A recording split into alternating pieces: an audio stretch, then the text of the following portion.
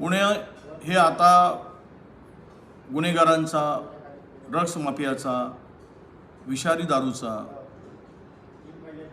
आणि खून मारामाऱ्या बलात्कारांचं आता एक पुणे हे बदनाम नाव होत चाललेलं आहे। याला कारणीभूत आहे तेथील पोलीस आणि पोलिसांचा धाक। आज जे 14 लोकांचा विषारी दारूमुळे जो मृत्यू झाला, खरं तर हे पूर्णतः जबाबदार एक्साइज डिपार्टमेंटचे पोलीस अधीक्षक, त्यांचे कमिशनर, पोलीस काय करत होते? काय झोपा काढत होते? आज 10 लोक पुन्हा अत्यंत गंभीर अवस्थेमध्ये आहे। 14 लोकांचा बळी गेला आहे आणि या सगळ्यामध्ये चालढकलपणा जो काय दिसतो, इतकी हिंमत कशी होते गुन्हेगाराची? मिथेनॉल सारखा द्रव्य त्याच्यात मिसळून ही विषारी दारू बनवली जाते आणि कुटुंब उद्ध्वस्त होत आहे। यांना पगार देण्यासाठी आणि हप्ते खाण्यासाठी ठेवले तेथील पोलीस आणि एक्साइज डिपार्टमेंट।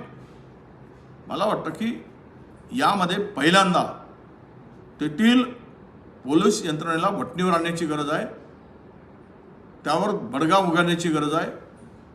गृहमंत्र्यांनी आणि माननीय मुख्यमंत्र्यांनी यावर त्वरित कारवाई करण्याची आवश्यकता आहे। एक्साइजचे एसपी, कमिशनर, ती यंत्रणा ही सुद्धा याला जबाबदार आहे 14 लोकांच्या बळीला, आणि त्यावर सुद्धा ही एक त्वरित चौकशी नेमली गेली पाहिजे, चौकशी समिती नेमली पाहिजे आणि त्या अगोदर या सर्वावर कारवाई केली पाहिजे।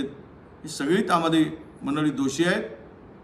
हे असे प्रकरण जर पुण्यासारख्या शहरात होत आहेत, पुण्यामध्ये महिलांच्या अपहरणामध्ये पुणे आता पुढे गेलं आहे, विषारी दारूमुळे आता पुढे जात आहे, खून मारामाऱ्यामध्ये पुढे आहे, ड्रग्समध्ये पुढे गेलेला आहे। हे पुण्यामध्ये चाललं काय? हा पुन्हा कुठल्या दिशेने चाललेला आहे? पुन्हा हे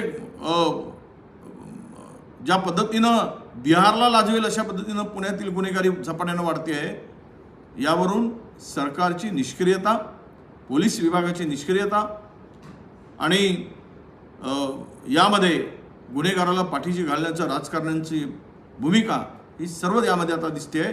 त्यामुळे उद्या पुणे आता कुणासाठी सुरक्षित नाही अशी परिस्थिती पुण्यात निर्माण करण्याचं काम या सरकारच्या माध्यमातून झालेलं आहे।